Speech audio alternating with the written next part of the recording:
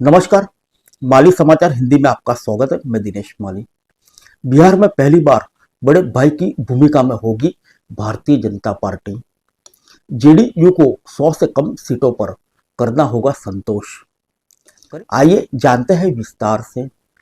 बिहार विधानसभा चुनाव में नीतीश कुमार की जेडीयू की ओर से भले ही सीएम पद के घोषित उम्मीदवार होंगे, लेकिन गठबंधन में धमक भाजपा की दिखेगी। सीट बंटवारे को लेकर चुनावी रणनीति तय करने तक सभी मामलों की कमान भाजपा के हाथों में होगी। भाजपा इस बार न सिर्फ जेडीयू से अधिक सीटों पर चुनाव लड़ेगी, बल्कि चुनावी रणनीति की कमान भी अपने पास रखेगी। इसके अलावा चुनाव प्रचार की पिच पर प्रधानमंत्री मोदी गठबंधन का मुख्य चेहरा होगी। गठबंधन में दलों की भरमार और पुराने प्रदर्शन के आधार पर जेडीयू को इस बार भाजपा से कम सीटें मिलेंगी। भाजपा सूत्रों के मुताबिक वर्तमान परिस्थितियों में जेडीयू के लिए अधिकतम 90 सीटें से ज्यादा की गुंजाइश नहीं है। भाजपा की कोशिश बीते चुनाव की तरह ही 110 सीटों पर चुनाव लड़ने की है। बाकी बची 43 सीटों दूसरे सहयोगी लोजपा, आरएलएसपी और हम में बटेगी।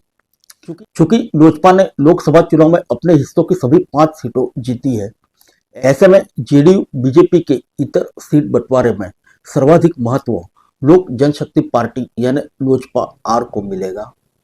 भाजपा के एक वरिष्ठ नेता के मुताबिक 2010 का विधानसभा चुनाव जेडीयू का पीक था। इसके बाद उसके मत प्रतिशत और सीटों में तेज गिरावट दर्ज की गई। उस चुनाव में जेडीयू को 115 सीटें और 22.58% मत मिले। इसके उलट भाजपा के मत प्रतिशत में 2005 से ही चुनाव दर चुनाव बढ़ोतरी हुई। लोकसभा चुनाव में भी मत प्रतिशत की दृष्टि से भाजपा जेडीयू के मुकाबले बीते 3 चुनाव में बहुत आगे रहा।